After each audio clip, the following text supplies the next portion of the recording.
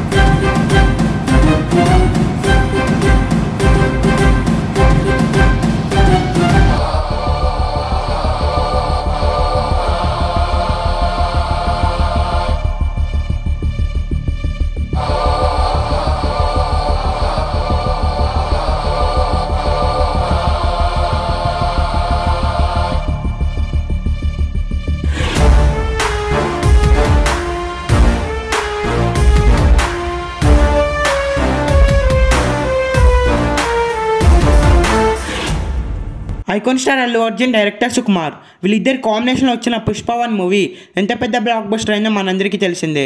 దానికి సీక్వెల్గానే పుష్ప 2 మూవీ కూడా వస్తుంది.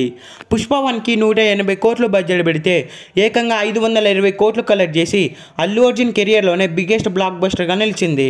ఇప్పుడు పుష్ప 2కి ఏకంగా 500 కోట్లు బడ్జెట్ పెడుతున్నారు.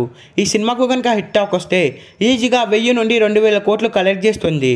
అల్లు అర్జున్ పుష్ప 1 మూవీతో పాన్ ఇండియా స్టార్ అయిపోయాడు. పుష్ప మూవీ నార్త్లో ఒక రేంజ్లో కలెక్షన్స్ని తెచ్చింది. పుష్ప మూవీ నార్త్లోనే 100 కోట్లు కలెక్షన్ చేసింది. టోటల్గా ఈ మూవీ 500 కోట్లు కలెక్ట్ చేసింది. ఇక పుష్ప 2లో హీరోయిన్స్గా రష్మిక మందన నటిస్తుంది.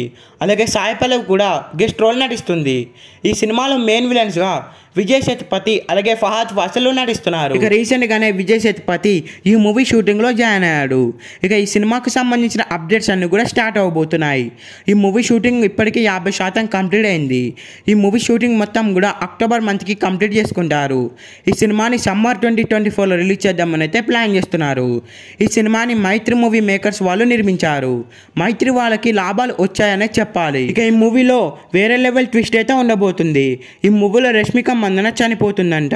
అయితే రష్మిక మందనని చంపేది ఎవరో కాదు, పుష్ప 1లో పుష్పకి ఫ్రెండ్గా నటించిన కేశవానే పుష్ప 2లో రష్మికని చంపి పుష్పకి వెన్ను పొడిపడిస్తాడట. అలాగే ఈ సినిమాలో సాయి పల్లవి సెకండ్ హీరోయిన్గా నటిస్తుంది. సాయి పల్లవి సినిమాలో కానిస్టేబుల్ రోల్లో నటిస్తుంది.